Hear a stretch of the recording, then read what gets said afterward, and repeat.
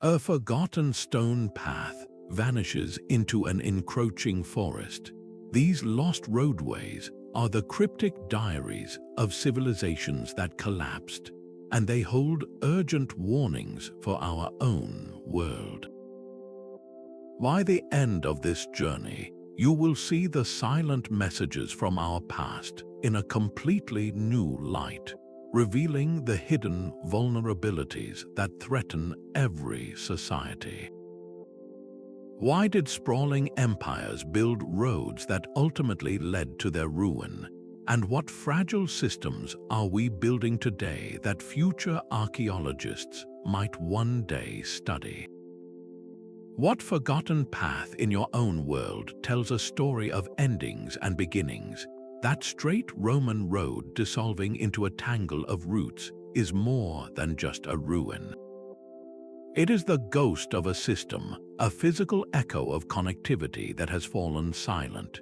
These lost roadways are the abandoned transport networks of past societies, left behind when the civilizations that built them could no longer sustain them. They appear across the globe, from the engineered highways of the Roman Empire to the intricate stone causeways of the Maya, and each one tells a distinct story of ambition and its limits. These were not mere paths, they were the absolute lifeblood of their worlds, the arteries through which the life force of an empire flowed. Legions marched on them, merchants carried vital goods, and imperial messengers raced along them with crucial information. Their construction demanded a colossal investment of labor, resources, and organized power. As noted by experts like archaeologist Joseph Tainter, this massive investment makes their eventual abandonment so profoundly telling. A society does not simply walk away from such a critical asset unless it has no other choice. The silence that falls upon these roads is not peaceful. It is a civilizational flatline. To understand why they fell silent is to begin listening to their urgent, whispered warnings. The stone causeways of the Maya snake through jungles that once fed mighty cities. These roads were not symbols of strength, but of growing desperation. They connected urban centers to distant quarries and farmlands because the local environment could no longer support the population. This is the first great revelation from Lost Roadways, the story of environmental overreach. Civilizations often build their most ambitious networks precisely when their immediate surroundings are failing. They reach outward because they have exhausted what is near. In the American Southwest, the intricate road system of the ancestral pueblones, sometimes called the Anasazi, stretches across a landscape that grew increasingly arid.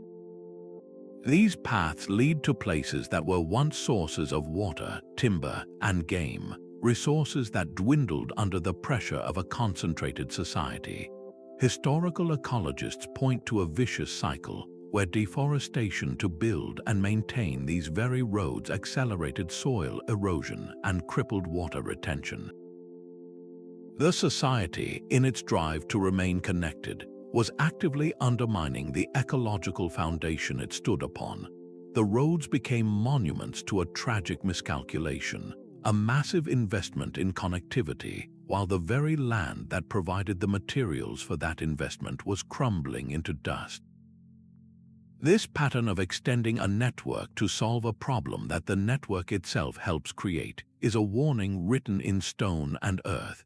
It shows a fragility that robust infrastructure can mask, a blindness to the ultimate cost of constant growth. And just as these physical roads reveal an ecological ledger, they also record a stark economic truth. The vibrant Silk Road did not slowly fade away. It snapped. Once bustling caravanserais, the roadside inns that pulsed with the life of global commerce, fell into an abrupt and permanent silence. This silence marks the second great revelation from Lost Roadways, the story of economic fragility. These empty paths are the fossilized remains of trade networks that collapsed under their own weight. They reveal a terrifying truth that a civilization's prosperity can be built on a web of distant connections so delicate that a single shock can unravel it all.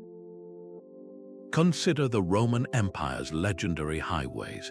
They were the internet of their day, moving not just legions but olive oil from Spain, grain from Egypt, and silk from China. This created immense wealth, but also a deeply interconnected and vulnerable system. As economic historian Peter Temin explains, the Roman economy grew so complex that it became susceptible to systemic failure. When political instability led to hyperinflation and the Roman currency was debased, becoming practically worthless, the entire machine seized up. Markets that spanned continents suddenly shrank to local villages. Why would a merchant risk a perilous journey across the world if his payment was a sack of near-worthless coins? The long-distance trade that depended on those magnificent roads evaporated almost overnight. And without that constant flow of goods and wealth, the political will and financial means to maintain the roads themselves disappeared. The stones were not stolen. They were simply abandoned because the economy they served had ceased to exist. This economic unraveling is a stark lesson in precarious prosperity. A society that grows entirely dependent on external inputs, on complex chains of supply and demand stretching across the known world, builds its house on a foundation of sand. The empty trade routes are a haunting reminder that what connects a world can also be what breaks it. But the story of a collapsing civilization is etched even deeper into these roads, revealing a final, deeply human fracture. Those wide ceremonial avenues leading to Maya palaces were not just for grand processions. They were physical barriers, carefully designed to separate the privileged from the populace. This brings us to the third and perhaps most human revelation from these lost roadways, the story of social stratification and elite isolation. When infrastructure serves to divide rather than unite, it becomes a monument to a society's internal weakness. In the Maya world, these raised causeways, known as Sacbeob, connected royal compounds and temple complexes, creating an exclusive network for the elite. They were symbols of power meant to be seen from a distance, reinforcing the social hierarchy with every stone.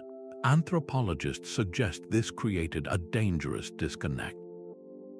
The ruling class, insulated in their ceremonial centers, could become increasingly detached from the everyday struggles of the farmers whose labor supported them. When drought or famine struck, this lack of solidarity proved fatal. Resentment festered where collective action was needed most. The society did not collapse as one.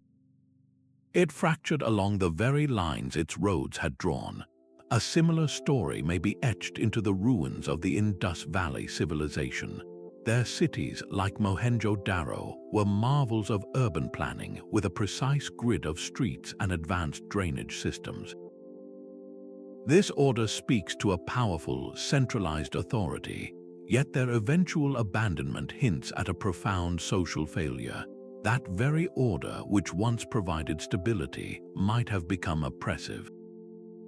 If the intricate grid and standardized buildings came to represent a rigid control that stifled individual freedom or concentrated wealth, then the social contract could have shattered. When people finally walked away, they were not just leaving a city. They might have been rejecting the system that built it.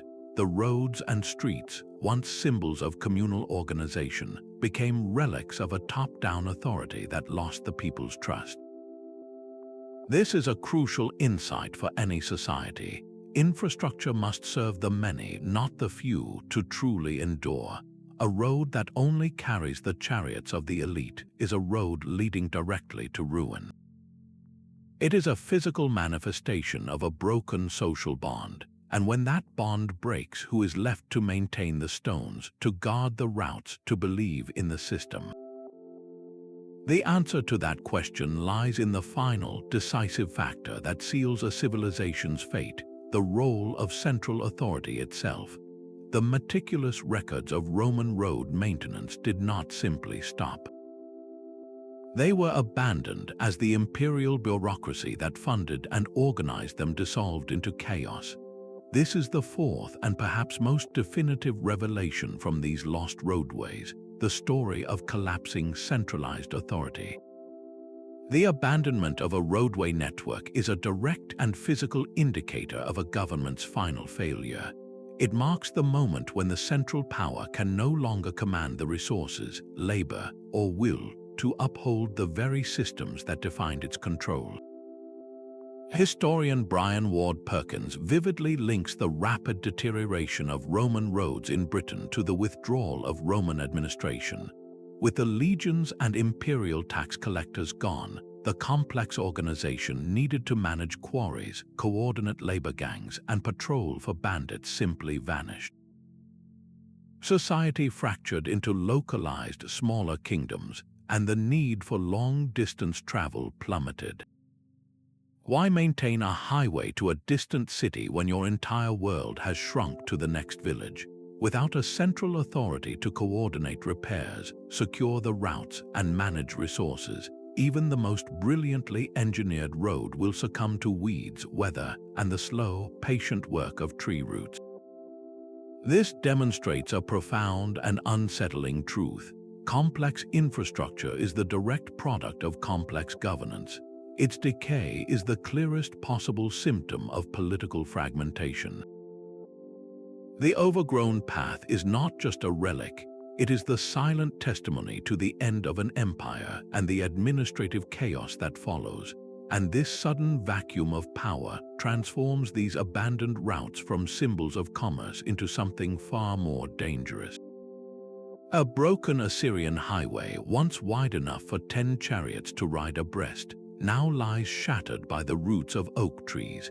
These were not roads of trade, but roads of war, engineered for the swift, terrifying movement of armies.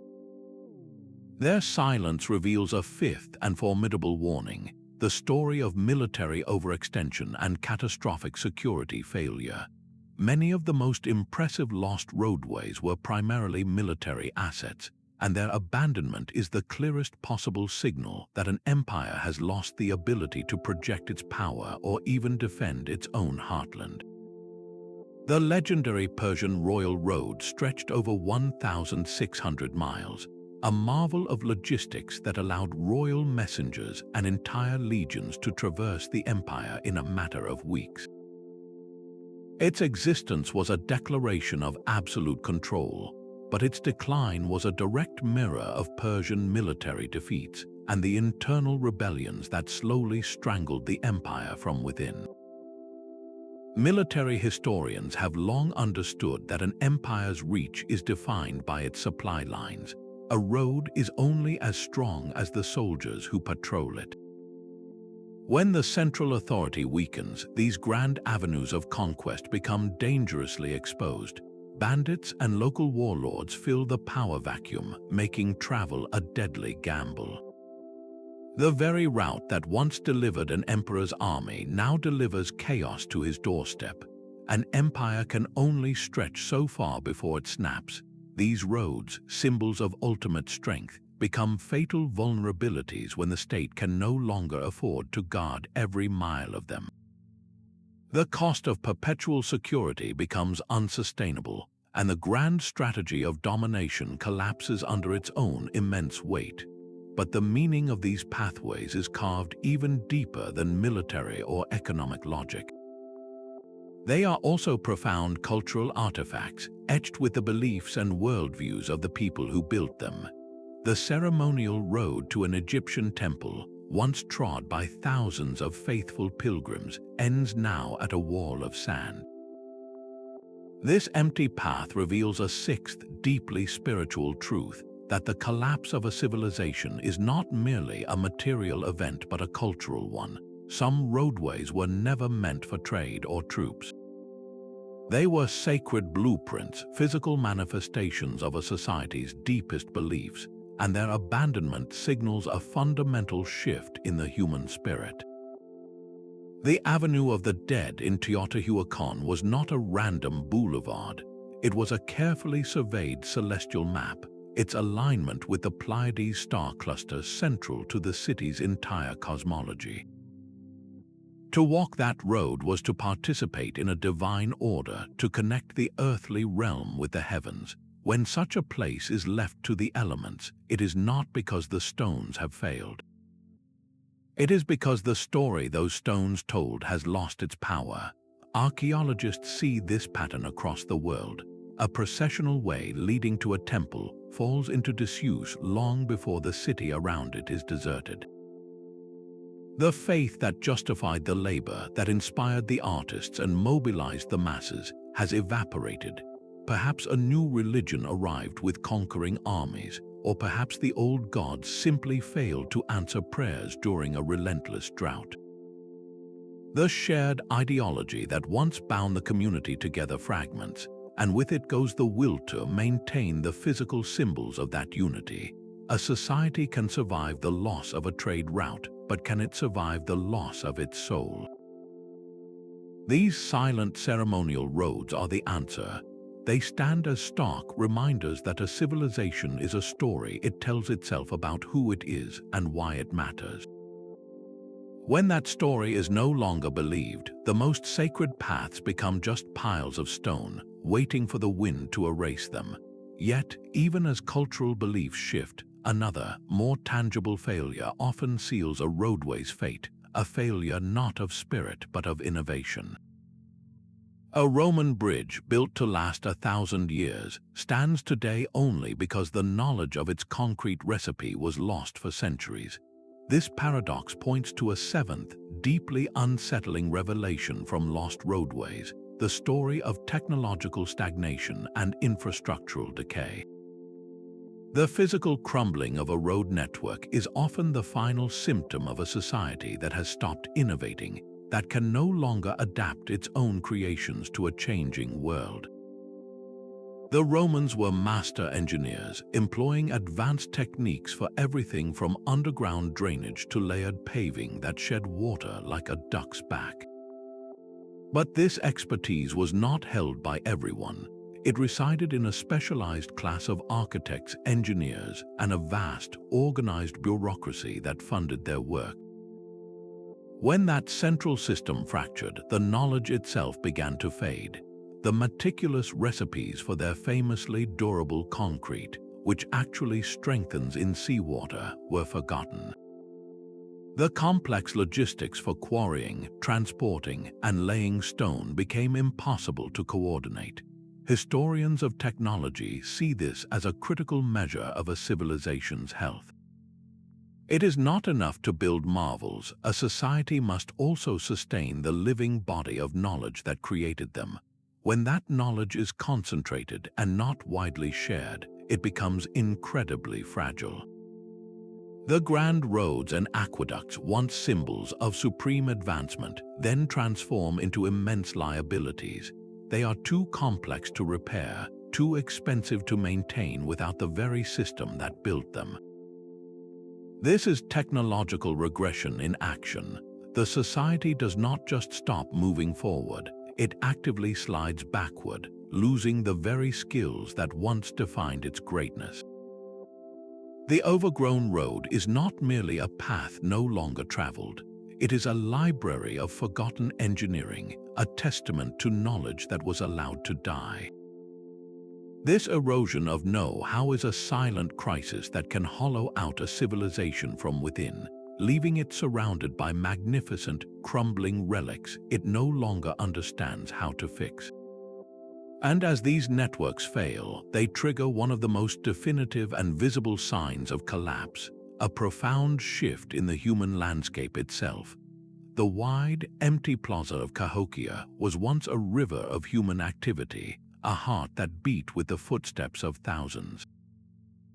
Now its connecting pathways fade into the prairie grass, leading to silent mounds that overlook a vacant city. This profound silence reveals an eighth and deeply human truth. the story of demographic decline and urban abandonment. A lost roadway is not merely a sign that travel stopped. It is physical proof that the people themselves vanished. When a population collapses, whether from a swift plague, a creeping famine, or a desperate migration, the intricate networks built to serve them become instantly obsolete. They are arteries with no blood left to pump. Across medieval Europe, the magnificent Roman roads did not simply crumble from disuse. They were abandoned because the world had shrunk. Following the empire's collapse and amid new waves of invasion, populations retreated from open territories. People consolidated into smaller, fortified hilltop towns, their lives and economies turning inward for protection. The grand highway connecting distant cities was no longer relevant when your entire universe was the distance you could walk to your fields and back in a single day. There was no one left to travel its length, and no one left to pay for its upkeep. Demographic historians map these tragic retreats, showing how a single generation of crop failure or a virulent disease can hollow out a landscape. A road built for a bustling population of tens of thousands becomes a ghost when only a few hundred remain. The stones themselves seem to whisper of the missing, of the vibrant human energy that once made them necessary. This is perhaps the most visceral of all the warnings. A civilization is, at its core, its people.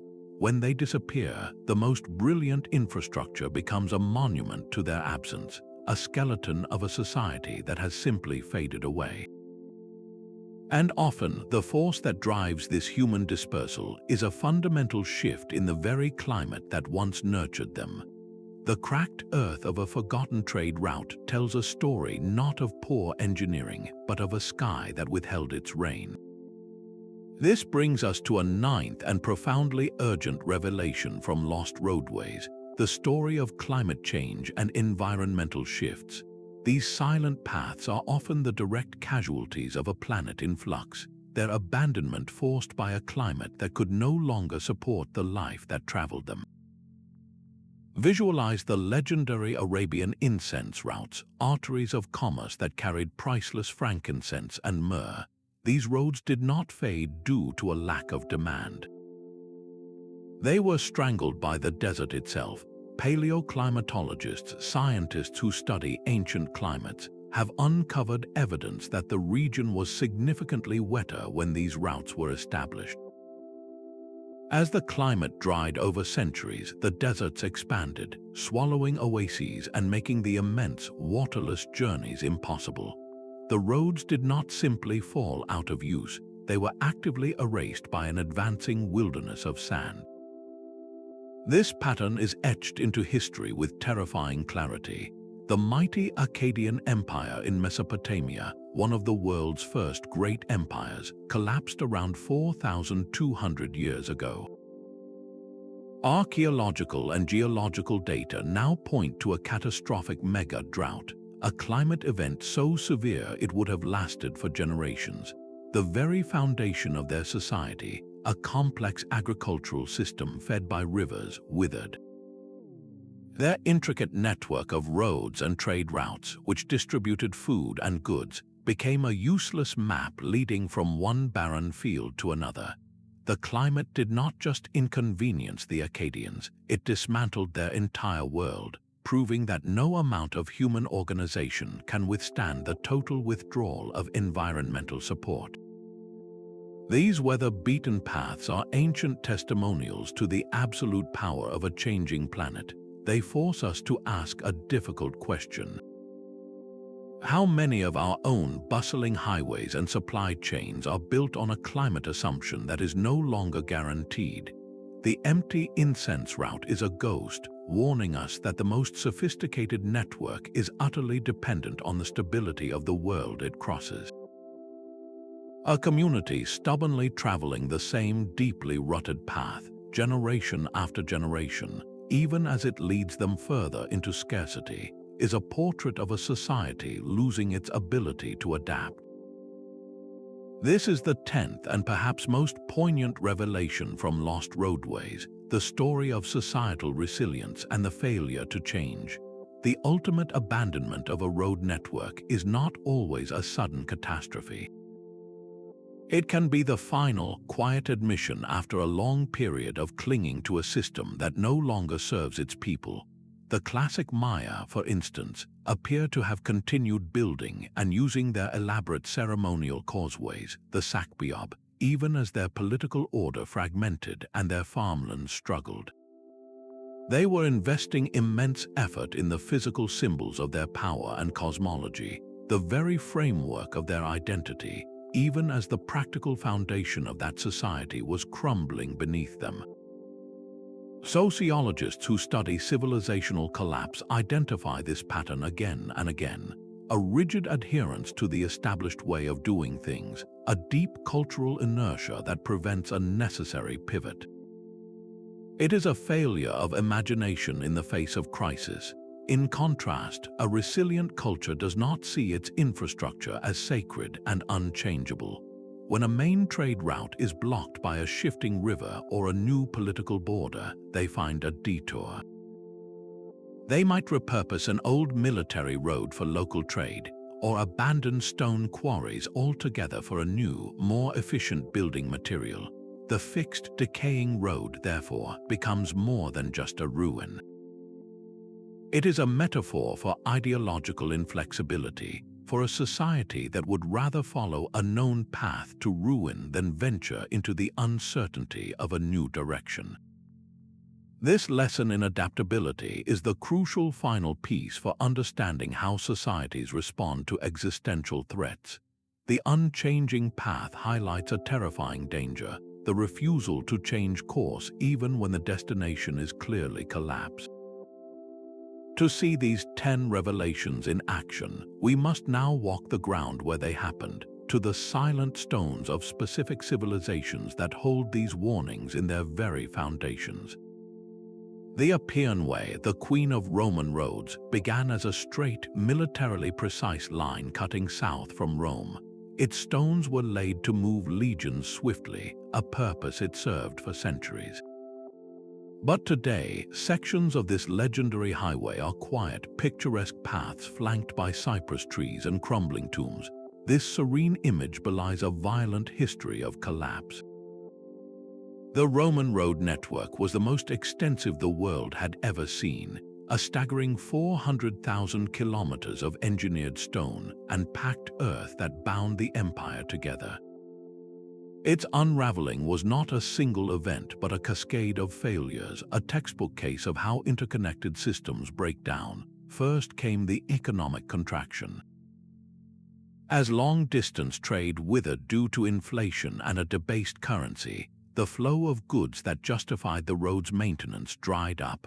Merchants could no longer afford the journey, and the state could no longer afford the repairs. Then political instability shattered the Pax Romana, the Roman peace that had made travel safe. With the central authority in chaos, maintenance schedules were ignored.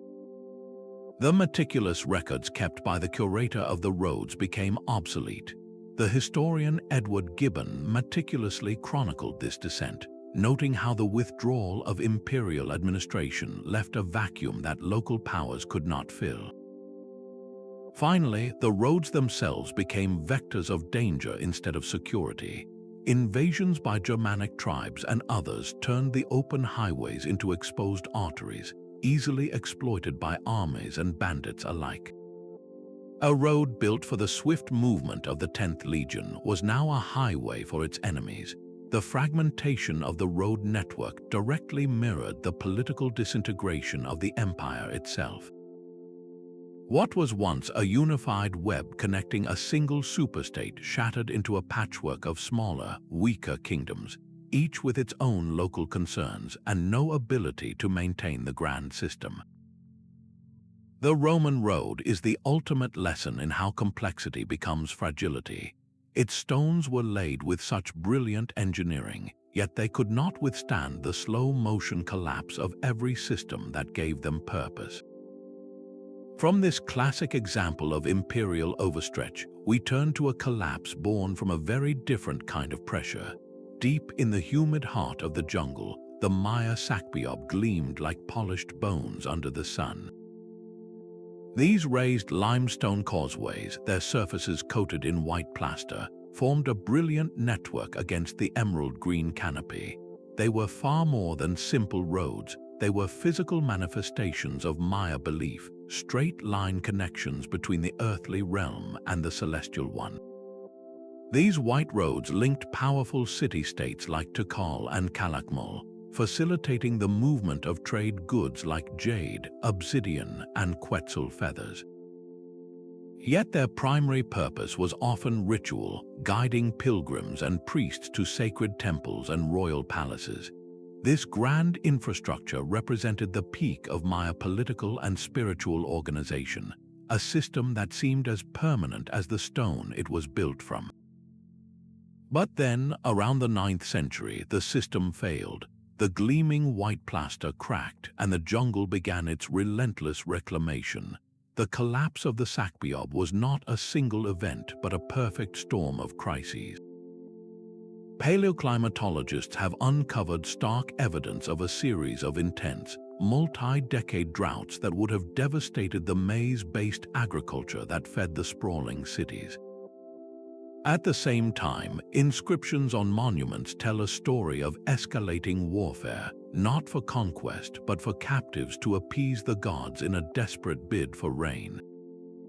The very cosmology that inspired the roads now fueled a cycle of violence. The political landscape, once held together by alliances and shared beliefs, fractured into competing, desperate factions.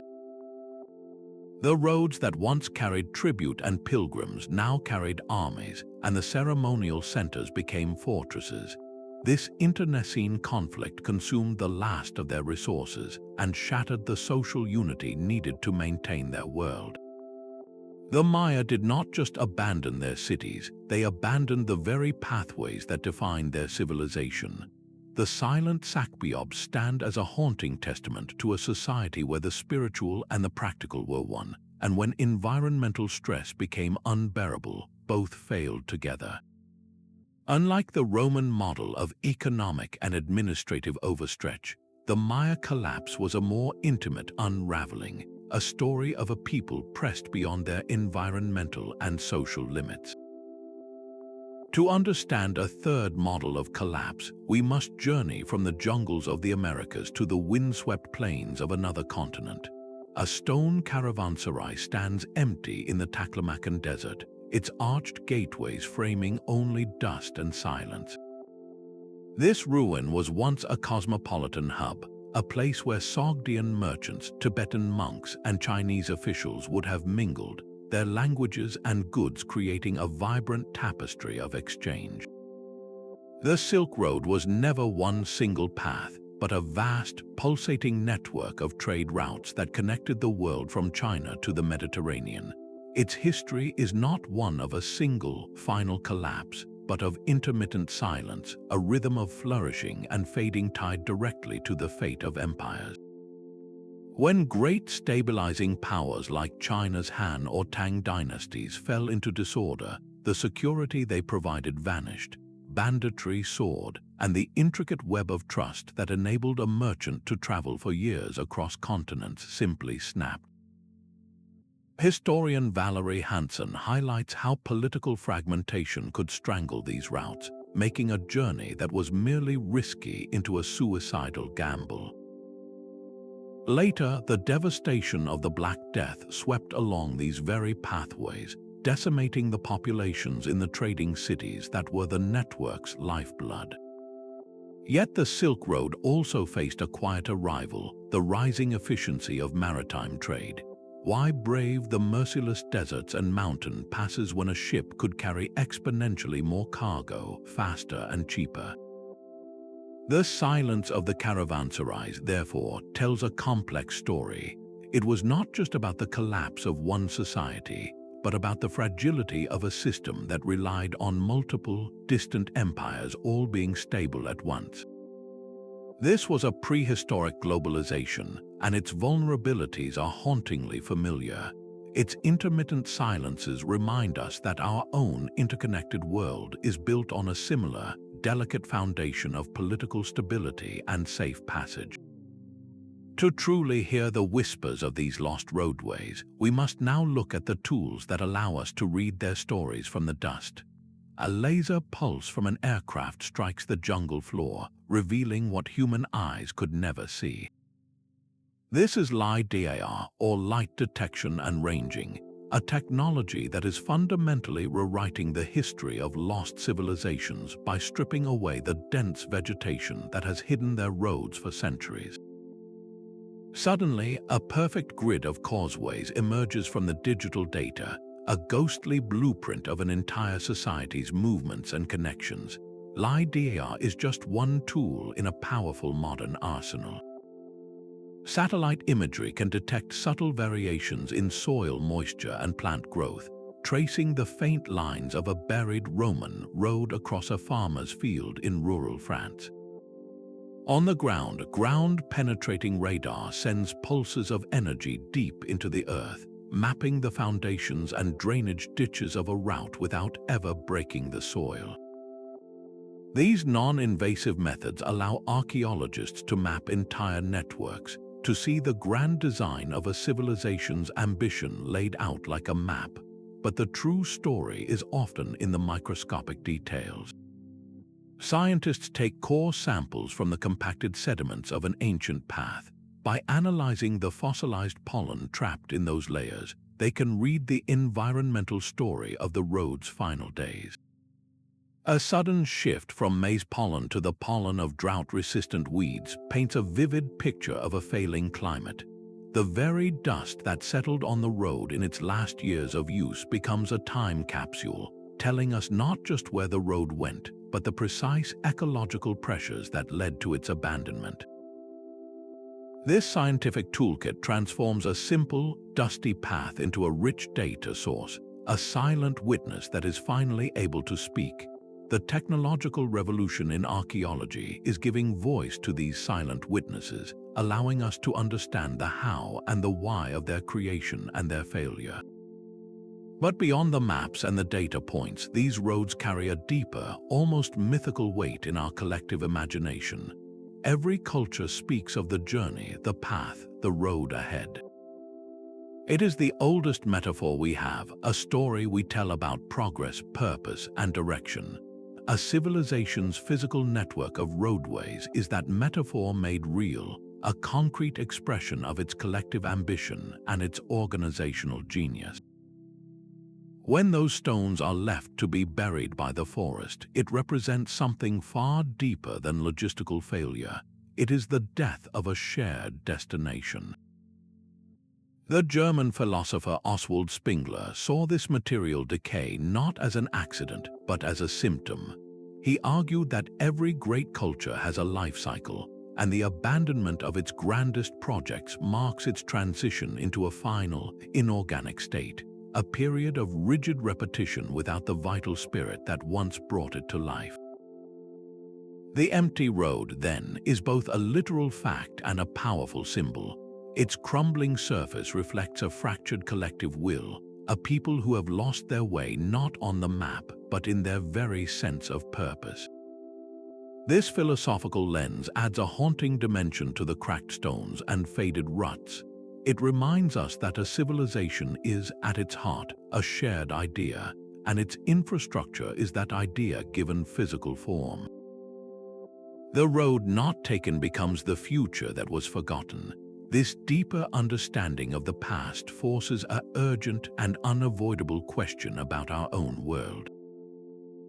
What do the highways humming outside your window right now say about us? The same invisible threads that snapped for the Romans are woven through our world today. Our global civilization hums along a network far more complex than any ancient roadway, a digital and physical web of shipping lanes, flight paths, and fiber optic cables. This is the lifeblood of our modern existence, delivering everything from the food in our supermarkets to the information on our screens.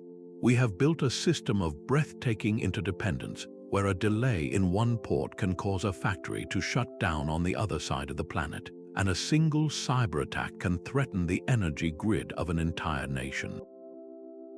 Experts who study systemic risk point to this very interconnectivity as a source of profound vulnerability. Our networks are so tightly linked that a failure in one node does not remain isolated. It cascades, rippling outward with unpredictable and often amplified consequences. This is the same dynamic that crippled Rome when its currency collapsed and trade evaporated. Our infrastructure, for all its dazzling technology, faces a similar portfolio of threats. Climate change intensifies storms that can wash out coastal highways and disrupt shipping. Political instability can choke crucial trade corridors, and our reliance on digital systems opens us to crippling cyber threats that ancient engineers could never have conceived. The lesson from the Silent Stones is not that we should stop building networks, but that we must stop building them so brittle. The past urges us to engineer resilience and redundancy into the very core of our systems. It asks us to create multiple pathways for essential goods and information, to decentralize power generation, and to build buffers that can absorb a shock rather than magnify it. The ghost of the Appian Way is not just a relic, it is a question whispered from the past, asking what we are doing to ensure our own vital pathways do not one day fall silent. This pressing question leads us directly to the principles that can forge a more durable future. A network does not have to die with the empire that built it. High in the Andes, the stone-paved trails of the Incan road system still weave across mountains and through valleys, trodden not by imperial messengers but by farmers and their llamas. These routes have outlived the very civilization that engineered them, offering a powerful counter-narrative to the stories of collapse. Their endurance reveals a crucial distinction between infrastructure that serves a single, centralized power and infrastructure that serves the land and its people directly. The Incan system, known as the Quhapac-Nyan, was a marvel of engineering, but its genius lay in its flexibility and integration with the environment. Instead of imposing a straight, rigid line like a Roman road, it adapted to the brutal Andean terrain, using switchbacks to climb impossible slopes and staircases to descend sheer cliffs. It was built with local stone by local labor, a system of communal upkeep known as the mitter. This meant that even after the Inca state fell, the roads remained essential for local trade, communication, and social life. Their value was not dependent on a distant emperor or a complex global economy. They were woven into the fabric of daily survival. This is the blueprint for resilience. Systems that are modular, that can be repaired and maintained by local communities without needing a massive, top-down bureaucracy, are the ones that endure. They are not fighting the landscape but working with it, using local materials and aligning with ecological constraints rather than overwhelming them. The silent Roman road speaks of brittle, centralized control, but the living Incan path whispers a different secret, that true longevity comes from decentralization and a deep, sustainable connection to place. These surviving networks offer a hopeful lesson, proving that studying how things endure is just as vital as studying how they fell. They are the quiet, persistent answer to the roar of collapse. That elder pointing to a faint trail through the trees is reading from a living library. While empires fell and their written records turned to dust, the memory of these pathways often endured in the stories, songs, and shared knowledge of the local people who never truly left the land. This oral tradition represents a profound and different kind of resilience, one rooted not in stone and central authority, but in community memory and continuous adaptation. The Aboriginal Songlines of Australia are perhaps the most stunning example of this. These are not merely physical tracks across the desert. They are intricate navigational routes encoded in epic songs, dances, and stories that describe the landscape's features in minute detail. A single song can map a journey of hundreds of miles, preserving critical knowledge of water sources, food, and safe passage. This knowledge system has survived for tens of thousands of years, outliving countless climatic shifts and social upheavals. It demonstrates that the most durable infrastructure is not just physical, but also cognitive and social, etched into the very identity of a culture. The loss of such deeply embedded knowledge can be a death knell for a society's ability to navigate its world, a decay as significant as the crumbling of any stone pavement. It forces us to ask what vital maps we are losing in our own world, as local wisdom is overshadowed by globalized digital systems.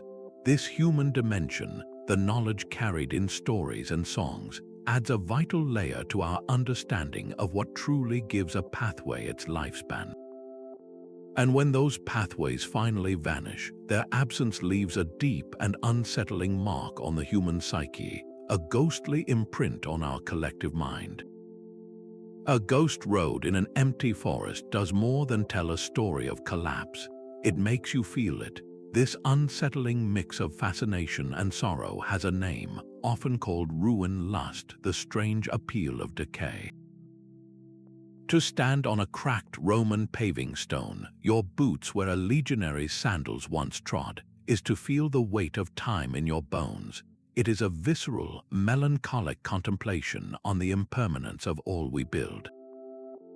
Psychologists point out that these abandoned sites function as memento mori, reminders of mortality, but on a scale not of a single life, but of an entire civilization. They trigger a deep, almost primal reflection on legacy and the relentless cycles of history. Why are we so drawn to these places of failure? The empty avenue leading to a roofless temple holds up a dark mirror to our own world. It forces a silent, uncomfortable question. What of our own bustling highways, our soaring bridges, our humming data centers, will one day be just as still? This is not a morbid fear, but a profound human connection. Our fascination with these ghosts is a fascination with our own potential fate, making the study of lost roadways not just an academic pursuit, but a deeply personal introspection into the fate of all human endeavor. A historian, an archaeologist, and a complexity scientist walk into a lab, but this is no joke. It is the future of understanding our past. To truly read the story of a lost roadway, we can no longer rely on a single field of expertise. The full, rich narrative only emerges when these disciplines converge, each one illuminating a different facet of the same silent stone path. The historian provides the context, the names, and the written records of political turmoil and economic shifts. The archaeologist brings the physical proof, the pottery shards from a caravanserai that tell of trade, and the core samples from a roadbed that reveal a centuries-long drought. But it is the complexity scientist who offers a startling new lens, modeling these ancient societies as intricate, adaptive systems. They show us how a road network, much like a natural ecosystem, can exist in a stable state for generations, only to cross an invisible threshold and undergo a sudden, irreversible phase transition from order to chaos. A small perturbation, like a slight drop in annual rainfall or a minor political assassination, might have been absorbed by the system for years, but under the right, or rather the wrong, conditions of accumulated stress, that same small push can trigger a cascade of failure. The roads do not fade away gradually, they snap. This interdisciplinary approach shatters simplistic, single-cause explanations for collapse. It was not just the invaders, or just the drought, or just the social unrest. It was the deadly synergy between them all, a perfect storm where environmental pressure, economic fragility, and political instability amplified one another, pushing the entire system past its breaking point. The lost roadway is the nexus where these threads of evidence intertwine, a common mystery that demands every tool at our disposal to solve. This integrated pursuit reveals a humbling truth that the societies we study were every bit as complex as our own, and their failures were not simple but symphonies of collapse. A newly discovered Maya Sacbeob presents an immediate and difficult choice.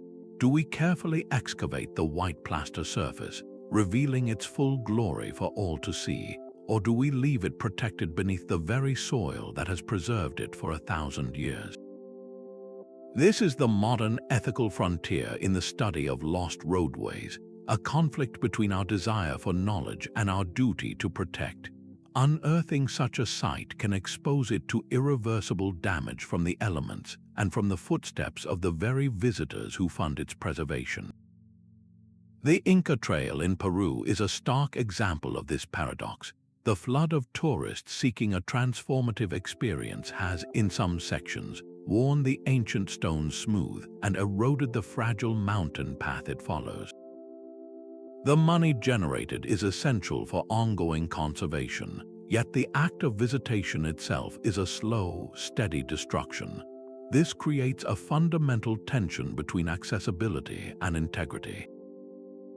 How do we share the profound lessons of these roads without loving them to death? The decision is made even more complex by the narratives we choose to highlight. Do we present a site solely as a monument to a great collapse, a cautionary tale of failure? Or do we emphasize its story of resilience, the ingenious engineering, and the cultural endurance it represents? This framing is not neutral. It shapes public understanding and, in turn, influences which sites receive funding and protection. A story of dramatic downfall might draw more visitors, but a narrative of sustainable adaptation could offer more valuable lessons for our own time. Responsible stewardship, therefore, means being careful custodians of both the physical stones and the stories they tell. It requires balancing the immediate human urge to connect with the past against the long-term responsibility to preserve that past for generations yet to come. The ethical management of these silent pathways is not an academic exercise. It is a practical, pressing duty, a promise we make to the future to handle the fragile diaries of past civilizations with the utmost care. A future archaeologist might one day stand on the crumbling shoulder of an interstate, sifting through fractured concrete and the ghost of rebar. Our own sprawling networks of asphalt and steel will become the lost roadways of tomorrow, and they are already telling their story.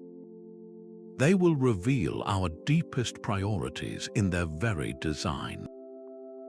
Will the sediment layers show evidence of smart grid technology, permeable pavements that managed stormwater, and redundant routes that created resilience? Or will they expose a system stretched to its breaking point, a monument to immediate convenience that ignored the looming pressures of a changing climate? The narrative is being written right now with every policy decision, with every investment in repair versus new expansion, with every choice between a brittle centralized system and a flexible, decentralized one. The silent stones of the past have handed us a profound opportunity, a chance to read the final chapters of other civilizations and consciously write a different ending for our own. This is not a passive observation of history, but an active call to build with foresight. We are the first civilization with the ability to see these patterns of collapse so clearly, and with that knowledge comes the responsibility to forge a legacy of endurance, to ensure our roads tell a story of adaptation, not abandonment. The silent stones of the past do not whisper of a gentle return to nature. They speak of terror and desperation. A pervasive myth suggests that the collapse of great civilizations was a peaceful simplification, a shedding of imperial complexity for a more authentic, earth-connected existence. The evidence from lost roadways shatters this romantic fantasy. The end was not a quiet sunset. It was a brutal, chaotic unraveling. The empty Roman highway was not a scenic path for contemplative walks. It was a lawless corridor where travel meant risking your life, where the security of the Pax Romana was replaced by the threat of bandits and invaders. The abandonment of the Maya Sacbeob did not signal a joyful migration back to the land. It coincided with evidence of malnutrition, increased warfare, and societal fragmentation. There was nothing noble about the starvation, the violence, or the loss of written language and engineering knowledge that followed. These were not societies choosing a simpler life. They were societies breaking under immense, unbearable pressure. The second myth these roads debunk is the idea of the noble savage, the belief that ancient peoples lived in a state of perfect, timeless harmony with their environment. The cracked causeways of the ancestral pueblones tell a different story. Their extensive road network, built to connect communities to distant resources, is itself proof of environmental strain. They were reaching further and further because they had exhausted what was nearby. Their collapse was not a return to balance, but a direct result of pushing their local ecology past its breaking point through deforestation and soil erosion. The Maya, too, altered their landscape profoundly, clearing vast areas for agriculture and plastering their cities and roads with lime, a process that required immense quantities of firewood. They were not passive children of the forest. They were active and sometimes short-sighted managers of their world, whose ambitious projects contributed to the very crises that doomed them. To paint them as infallible ecological stewards is to ignore the hard truth that any society, no matter how spiritual or connected, can make catastrophic miscalculations. These romanticized views are not just harmless stories. They are dangerous because they prevent us from learning the real, gritty, and applicable lessons from history. If we believe collapse is a peaceful return to a purer state, we fail to grasp the true human cost and are less motivated to prevent it. If we believe past societies were inherently wiser, we overlook their very real mistakes, the same kinds of practical errors in resource management and infrastructure investment we are capable of making today. The silent road demands a clear-eyed view. It forces us to see collapse not as a romantic fall, but as a systemic failure, a tragic and often violent process we must study with unflinching honesty to avoid repeating. The lessons etched into these forgotten stones are not meant to be passive history. They are a stark and urgent guide for the world we are building right now. The dangers of overcomplexity, environmental disregard, deep social inequality, and institutional failure are not abstract concepts. They are the very forces that silence these roads, and they are actively shaping our own destiny. We can choose to learn from them. This begins with advocating for infrastructure that is resilient by design. Instead of vast, brittle centralized systems for energy and transport, we can build decentralized networks. Imagine a power grid where neighborhoods generate their own solar electricity, so a failure in one place does not black out an entire region. Picture transport systems that prioritize robust local networks alongside global supply chains, creating multiple pathways so a single blocked port or a cyber attack cannot bring commerce to a halt. It means investing in sustainable resource management, treating our water, soil, and forests not as infinite commodities to be extracted, but as the foundational capital of our civilization, requiring constant reinvestment and care.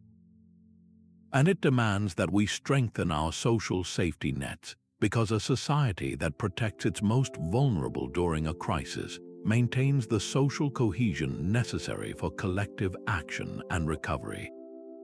On a personal level, this translates to conscious choices that build local resilience, supporting community-supported agriculture, local businesses, and regional manufacturers reduces our dependence on those incredibly long and fragile global supply chains. It is about building a life where your well-being is not held hostage by a storm on the other side of the world or a political dispute in a distant strait.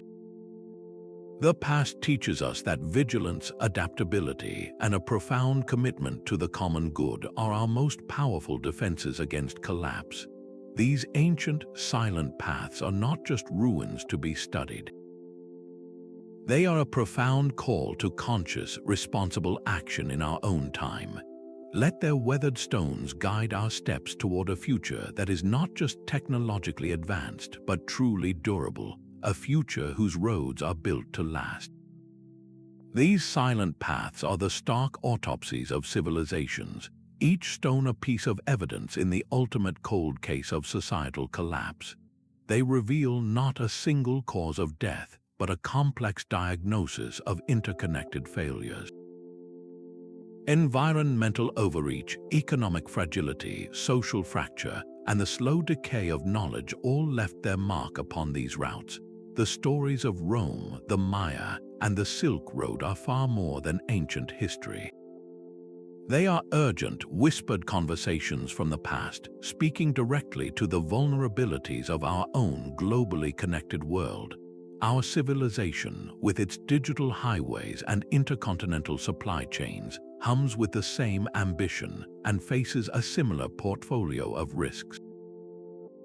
The essential lesson we must carry forward is that resilience is not built through sheer power or complexity, but through balance, adaptation, and foresight.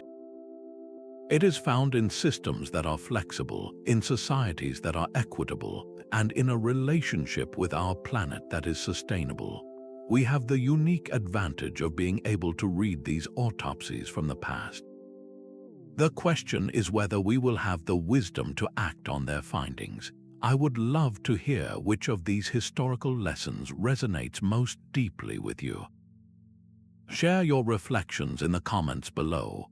If this journey into history's deepest mysteries has given you a new perspective, please subscribe for more explorations into the echoes that